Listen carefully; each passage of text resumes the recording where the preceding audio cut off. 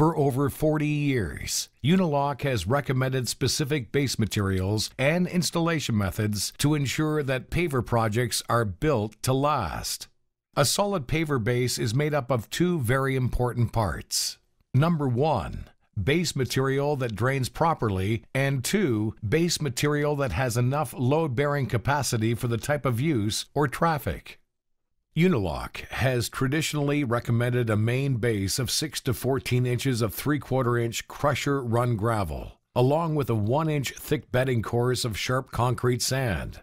This base structure is designed to ensure proper drainage and optimum load-bearing capacity in most soil conditions. Poor base materials along with poor drainage will cause a pavement to fail regardless of the pavement type. Even with the correct base materials, a base can still fail if not sufficiently compacted. Decades of in-depth experience with permeable pavers have enabled Unilock to monitor and better understand the performance of permeable installations, both commercial and residential. Based on the success of these projects and the installation benefits that can be realized, Unilock now recommends that you consider using a permeable base model for your non-permeable paver installations when appropriate. Let's take a closer look at what a permeable base model looks like for a typical driveway or patio application. The base consists of the following. The main drainage layer is comprised of graded 3/4 inch clear gravel, often referred to as 57s, which is an ASTM gradation. ASTM 57 is a clear graded gravel consisting of stones averaging 3/4 inch in size. You may also decide to use a layer of ASTM number 2s first, which is made up of coarser stones with pieces averaging 2 inches in size. The material used in the top layer of the permeable model is the 1-inch thick bedding course, which uses a similar material but with a smaller sieve size, such as a number 8 or number 9. If ASTM graded gravels are not available from a supplier in your area, simply seek out a supplier who can provide you a clear graded material. The key is that you use only clean graded materials for maximum performance. The following is a demonstration of permeable base installation for a residential driveway using non-permeable Unilock pavers. The best practices for excavation are the same for both traditional base projects and permeable base projects. Based on the usage, slope, and the site soil conditions, the depth of excavation may vary. In this driveway project, the subsoil is heavy clay, so it was determined by the contractor that a 14-inch base would provide the best results. An overdig of 6 to 8 inches is always recommended to prevent edge settlement. Excavating an inch or so below the base of the street curb prevents any water from building up in the driveway base by allowing water to drain into the street base material. Any loose subsoil resulting from excavation should be compacted to prevent settlement later. However, do not over-compact the subsoil. Doing so can discourage the flow of water back into the soil, especially in very level installations or clay soils. It is important that the perimeter soil does not leach into the clear stone base and eventually clog it. To prevent this, a strip of filter fabric is used. The fabric consists of a material that will prevent particulate from flowing through, but will allow any water to flow through. For the bottom of the driveway, a geogrid or filter fabric is used to separate the clear gravel from the subsoil. Note, if filter fabric is used, it must be permeable. For this project, geogrid was chosen for maximum water flow and additional structural strength. Both geogrid or woven filter fabric will prevent aggregate from traveling into the subsoil and vice versa. Another benefit of geogrid or permeable woven filter fabric is bridging, which simply means that if there is any random settlement in the subsoil, the geogrid or the fabric will help support that area and minimize settlement of the pavement base.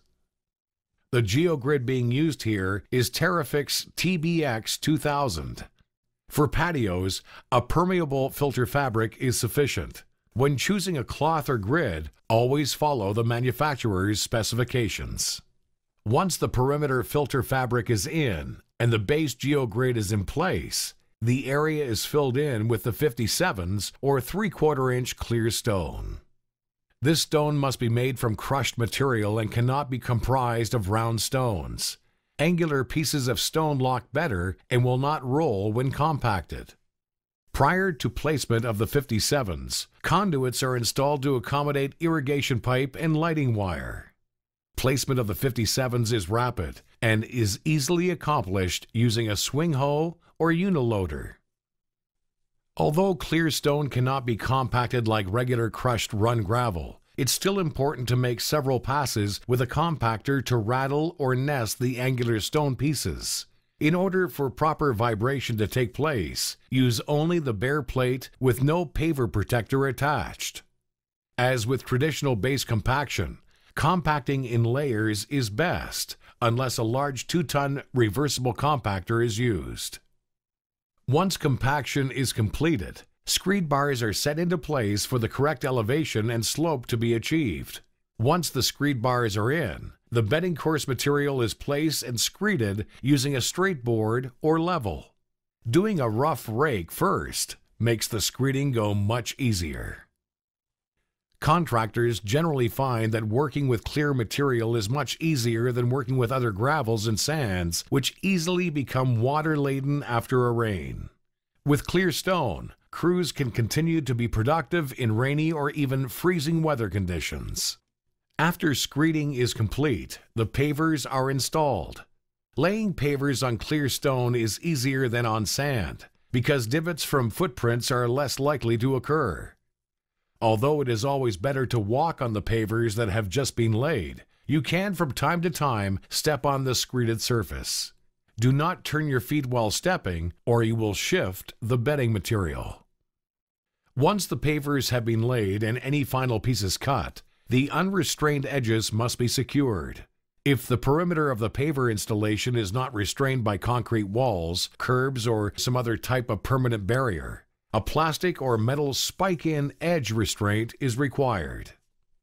Edge restraint is typically spiked in using 10 or 12-inch spikes spaced 24 inches apart, but in permeable base materials, it is recommended that you place a spike every 12 inches.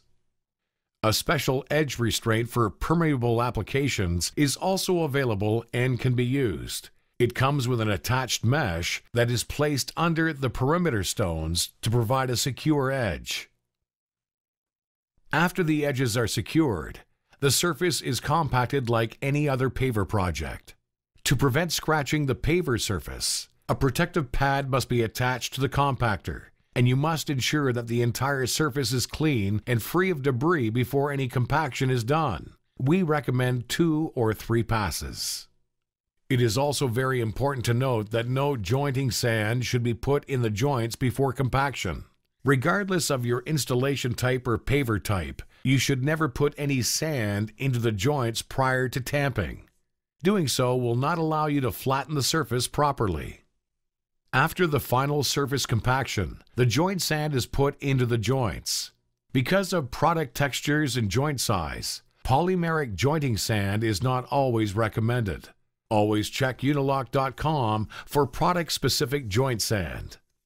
On this project, ordinary coarse masonry sand was used so that the paver texture would not permanently trap sand or dust on the surface.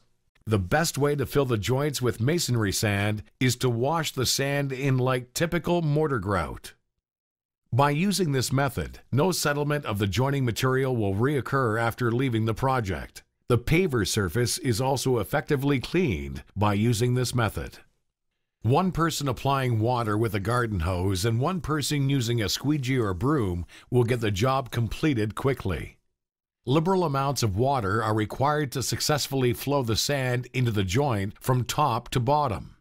Even though the gravel below is open graded, the sand will still stack and lock better when washed in rather than swept in dry. For additional joint stabilization, a joint sand stabilizer sealer can be applied after the joint sand and the pavers are dry. Clearly, you can see that there are some advantages to using this base method. However, it's important to note that not every paver project can be installed on a permeable base. Let's examine the pros and cons of using permeable bases. The pros are: open graded aggregates minimize or eliminate potential frost movement. Open graded aggregates are almost self-compacting, reducing the possibility of settlement. Open graded aggregates are ideal for raised patios and steps because the bedding course cannot wash out. An open graded bedding course can be walked on during paver installation. Open graded aggregates minimize the risk of base washout from downspouts.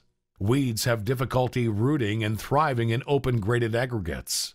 Ants and other insects cannot set up home in open graded aggregates. Pavers can be laid on open graded aggregates in wet or frosty weather. The cons are: open graded aggregates are not available everywhere. Filter fabrics must always be used when abutting lawn and garden areas. More planning is required when combining 6 and 7 centimeter products. Open graded aggregates do not have as much give when doing the final compaction. Horizontal drift may occur from vehicular wheel forces if edges are poorly restrained. However, as you can see, the pros outweigh the cons, which is why the use of permeable base systems is gaining traction across North America and in Europe. With its many advantages, we recommend that you consider trying this method for your next driveway, patio, or pool deck project.